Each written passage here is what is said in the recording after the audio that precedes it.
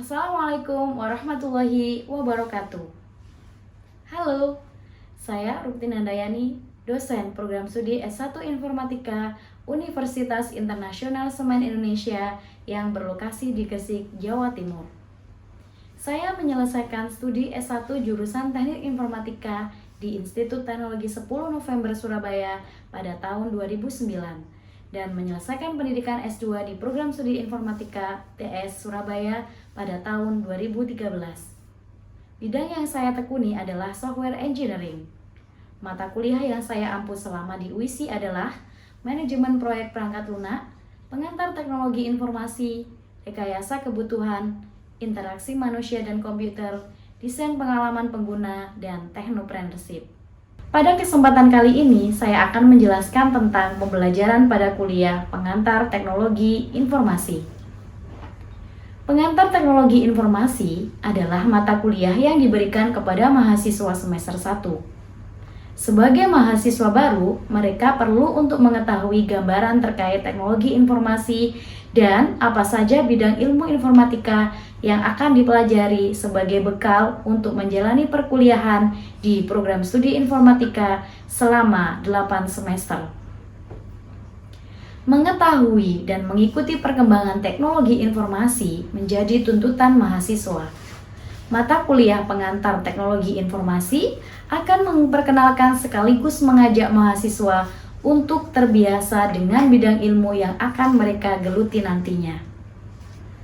Mahasiswa juga dituntut untuk update dan mengikuti perkembangan teknologi informasi terkini untuk mendapatkan penyelesaian berbagai macam tugas yang diberikan. Referensi yang saya gunakan berupa textbook berbahasa Inggris dan juga bahasa Indonesia. Mahasiswa juga disarankan untuk menambah referensi di perpustakaan dan juga di Google serta YouTube.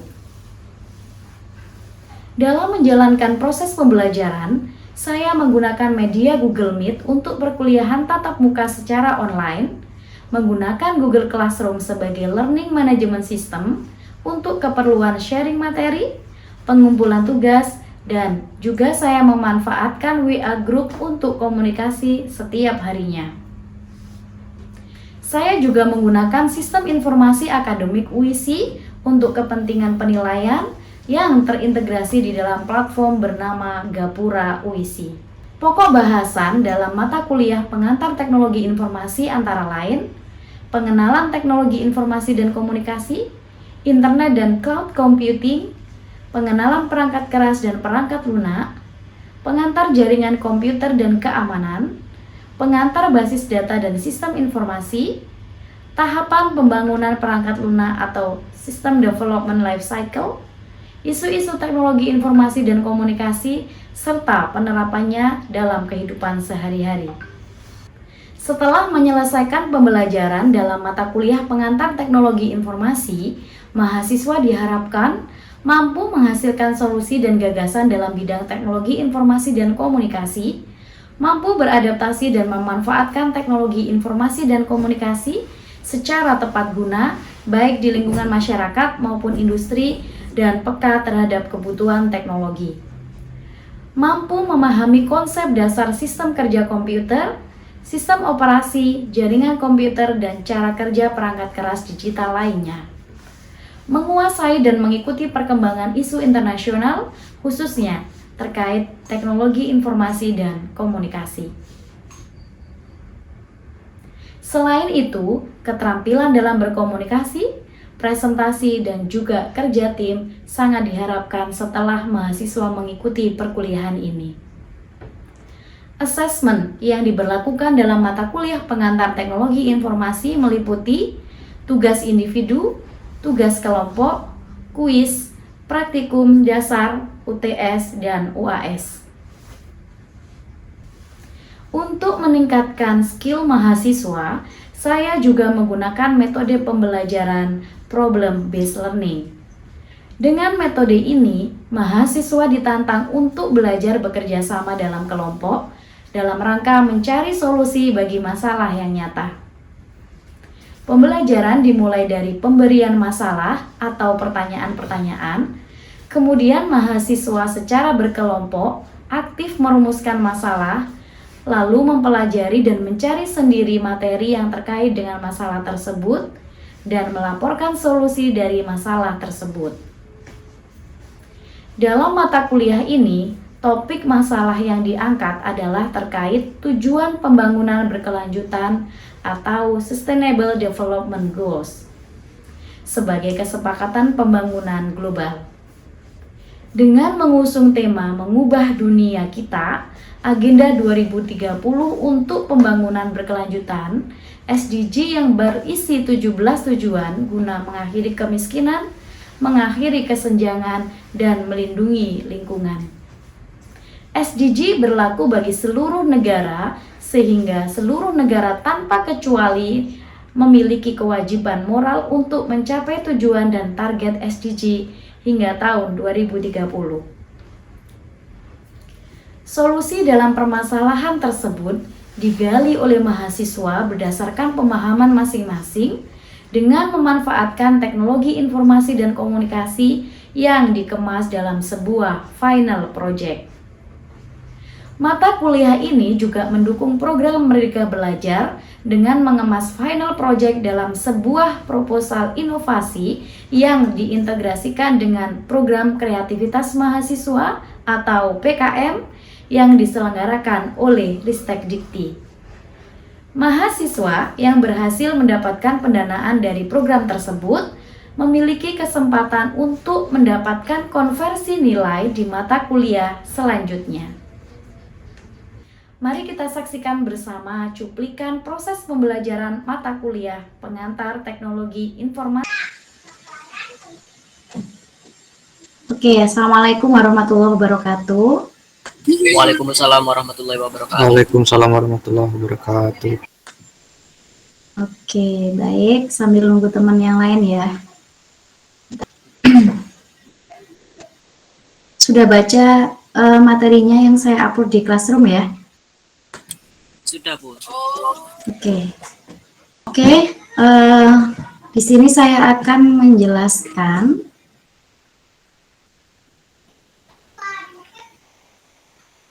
tugas praktikum untuk implementasi dari software produktivitas yaitu Microsoft Word ya.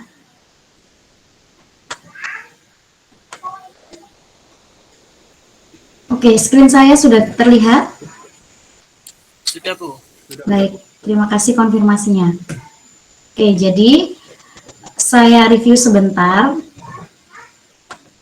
Sampai pada hari ini kita sudah mempelajari terkait pengantar teknologi informasi, kemudian juga internet, cloud computing, tentang pengenalan perangkat lunak, pengenalan perangkat keras, pengantar jaringan komputer dan keamanan. Nah, kemarin kalian sudah mendapatkan materi praktikum terkait implementasi software produktivitas. Nah, salah satunya adalah Microsoft Word. Kenapa kok Microsoft Word gitu ya? Karena Microsoft Word ini akan kalian gunakan mulai dari semester 1 sampai semester akhir dalam rangka membuat laporan-laporan dan juga dokumentasi dari tugas-tugas mulai dari tugas kelompok, tugas individu, kemudian juga final project, dan juga dokumentasi dalam pembuatan software nantinya. Nah, sejauh ini kami di program studi informatika itu melihat bahwa mahasiswa itu kurang advance gitu ya, kurang mahir dalam penggunaan Microsoft Word.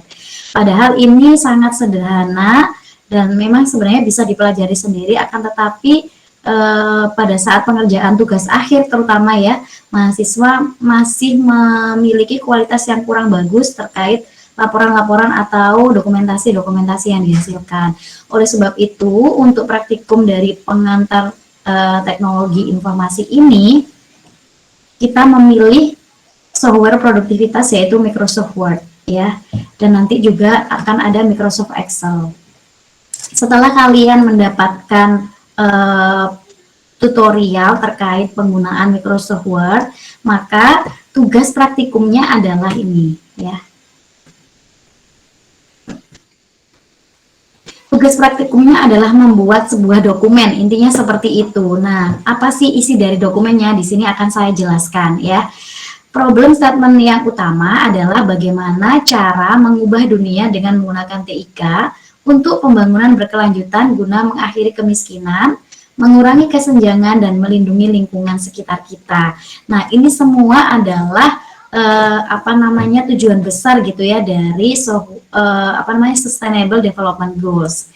Nah, kalau kalian baca apa itu SDG ya, ini sejarahnya gitu ya terkait SDG. Nanti kalian bisa baca lebih lengkap di source yang saya cantumkan di bawah ini ya. Ini kalian nanti bisa menuju ke link ini ya, 17 goals atau 17 tujuan dari SDG ya. Sustainable Development Goals itu ada sebagai berikut ya. Nah, nanti teman-teman di sini silahkan ya mencoba mulai untuk melakukan identifikasi permasalahan yang mencakup 17 tujuan ini. Ya, jadi kalian boleh memilih tujuan yang nomor 1 atau nomor 2 sampai nomor 17. Silakan kalian tuh tertarik atau passionnya di mana, atau bisa menemukan permasalahan sekitar yang nomor berapa dari 17 goals ini. Kemudian nanti ya tugasnya ini berkelompok. Jadi silahkan kalian melanjutkan kelompok yang kemarin ya, yang sudah kalian buat, atau kalau misalnya kalian mau mengubah kelompok juga silahkan. Yang jelas ini dikerjakan secara berkelompok ya, satu kelompok maksimal 3 orang gitu kan. Kalau yang ikut kemarin berarti 2 orang saja cukup gitu kan. Ya, stepnya adalah pertama harus mencari problemnya dulu. Mencari problem sekitar yang termasuk dalam 17 goals ini. Saya rasa semuanya sudah ada ya. Kalau misalnya kalian mau terkait dengan education juga ada. Kalau misalnya kalian mau terkait dengan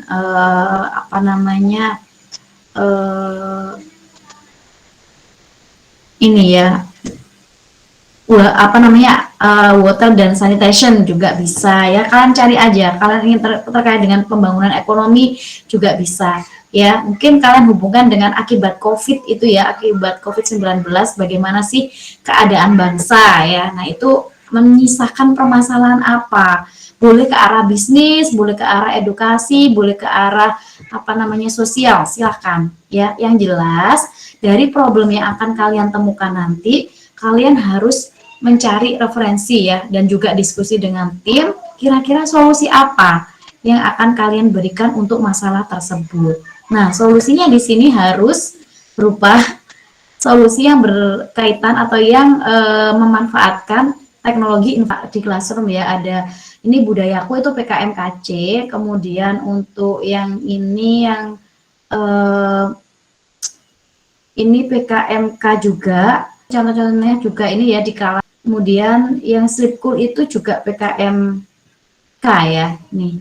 Jadi kalian bisa menyesuaikan mau pakai template yang mana gitu.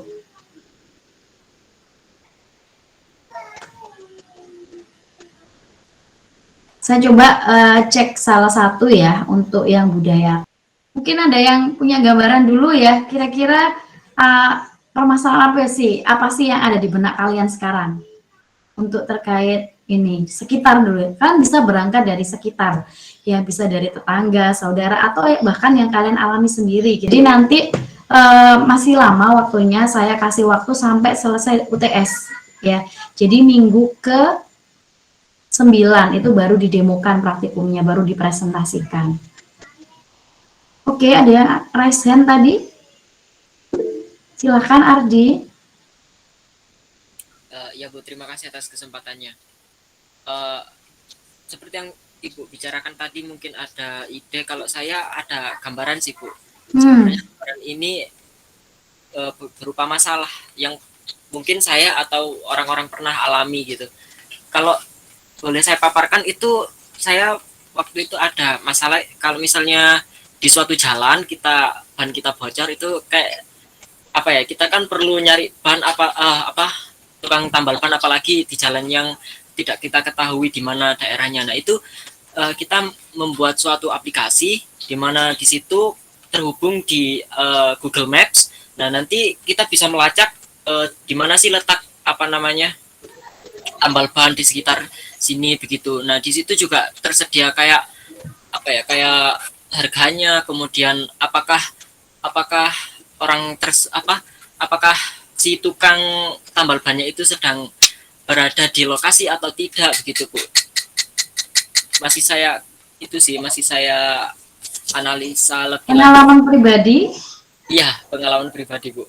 Iya, jadi boleh kayak gitu ya. Jadi berasal dari pengalaman pribadi, masalah dari pengalaman pribadi diri sendiri, atau kamu bisa meyakinkan lagi jangan-jangan kalau cuma saya aja kan nggak terlalu yang berimpact besar gitu ya. Mungkin kamu melihat teman-temanmu juga seperti itu atau berdasarkan observasi kalian gitu ya, diyakinkan kembali itu boleh gitu ya. Sehingga kamu akan membuat sebuah aplikasi ya tadi ya. Betul ya, Ardi Ya, ya, betul Bu. membuat aplikasi. Nah, di sini mungkin kalian dalam 1-2 minggu ini belum punya gambaran detail aplikasinya kayak gimana sih gitu. Nggak masalah, nanti akan didetailkan lagi kok pada saat di project final yang UAS. Jadi yang sementara ini kalian mencoba dulu aja secara apa namanya awal gitu ya, masih awal lah ya untuk menggali permasalahan tadi. Kalian cari-cari referensi kira-kira tambal ban online itu sudah ada belum ya di Indonesia dulu. Kalau nggak ada coba cari di dunia misalnya seperti itu. Kalau nggak ada, oke, berarti kamu itu terinspirasi dari aplikasi apa yang sejenis, yang mirip-mirip gitu. Nah, dari situ kalian bisa memodifikasi gitu ya untuk ditambahkan inovasi apa supaya nanti bisa menyelesaikan permasalahan yang tadi terkait tambal ban. Boleh yang kayak gitu ya. Jadi solusinya tetap mengarah ke pemanfaatan teknologi informasi dan komunikasi karena kita kan bidangnya itu ya. Jadi kontribusi kita ya nggak jauh-jauh dari situ gitu. Ya, bagus, Jadi saya Ardi. aplikasinya tadi sebetulnya bukan hanya tambal ban sih Bu. Apapun itu asalkan di kondisi jalanan seperti apa ya, seperti kayak cuci motor, kemudian apa gitu Bu.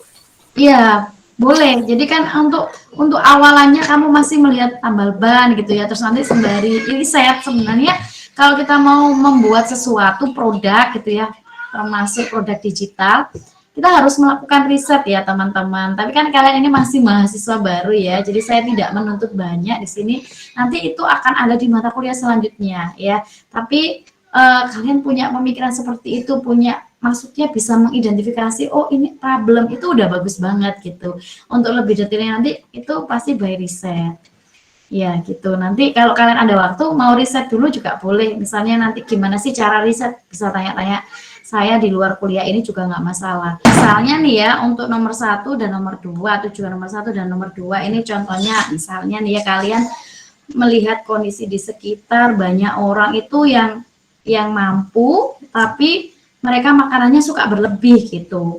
Kemudian banyak juga di sisi lain kayak tukang beca misalnya, mohon maaf gitu ya. Terus atau ya mungkin orang yang memang kekurangan makanan sehari-hari. Nah, itu kan sebenarnya sebuah peluang gitu ya. Ada orang yang susah cari makan atau untuk makan sehari-hari aja susah. Di sisi lain di luar sana banyak orang-orang yang misalnya ada acara makanannya berlebih atau nggak ada acara pun tiap hari makanannya berlebih. Nah, kan bisa membuat sebuah solusi melalui teknologi informasi dan komunikasi dengan cara membuat sebuah platform untuk mempertemukan antara orang-orang yang kekurangan makanan tadi dalam tanda kutip dengan orang yang berlebih makanannya gitu. Nah, gimana mekanisme detailnya? Nah, itu perlu dipikirkan lagi. Yang jelas kan, oh ya kok begini ya, maksudnya ternyata di sisi lain Indonesia itu masih ada yang kekurangan makan. Padahal kita setiap hari itu makanan suka dibuang-buang. Nah, hal itu kan juga sangat apa ya? Sangat menyayat hati gitu kan. Oleh sebab itu apa sih yang bisa kita lakukan untuk bangsa ini supaya seluruh Indonesia ini nggak ada yang sampai kekurangan makan. Nah itu contoh ya. Apa problem yang kalian ketahui terkait sampah sekitar kita? Kira-kira apa ya? Rafli? Sampah yang sering menumpuk, Iya Mbak Rafika silakan. bikin kayak bank sampah gitu. Nanti kalau misal tempat sampahnya penuh, di aplikasinya bisa kelihatan gitu. Oke, jadi sebenarnya problemnya apa Mbak yang mendasari terkait sampah menurut Rafika? Menumpuknya itu sampah Menumpuknya sampah di mana? di kota-kota besar. Di kota-kota besar? Di rumah-rumah atau di mana? itu Bu, proyeknya sementara buat pemerintah. Oh gitu. Tapi untuk yang sampah numpuk itu di TPA atau di mana? Atau di rumah-rumah? Yang tempat sampah di pinggir jalan gitu Bu. Oh gitu. Jadi nggak sampai penuh gitu ya harapannya cepat cepat diambil gitu ya sampahnya. Iya Bu. Sehingga Mbak Rafika di sini sorotannya adalah ke governance ya, ke pemerintah ya. Gimana nih caranya supaya lingkungan atau eh, perkotaan itu terlihat bebas sampah, bersih gitu ya, nggak nunggu sampai numpuk. Apalagi kalau musim hujan kan ya, itu otomatis sangat mengganggu. Sehingga membuat solusi untuk sampah warning system mungkin ya. Seperti itu ya maksudnya. Jadi nanti kalau sampahnya udah mau penuh ada indikator atau ada notification gitu ya di petugas. Oke, boleh Mbak, bagus banget. Yang lain, ini ada yang apa namanya suka nulis buku nggak? Suka nulis, suka nulis. Ada yang suka nulis nggak? Pengen nulis buku? Nggak ada? Mohon izin Bu. Iya, Kalau aduh. kalau kepingin sih kepingin Bu, tapi Bingung kalau ya? sama harusnya Tahu nggak caranya supaya bisa bikin buku? enggak Bu. Padahal kamu sebenarnya bisa ya nulis ya. Pengen juga sih gitu kan. Iya, Iya Bu. pasti ya.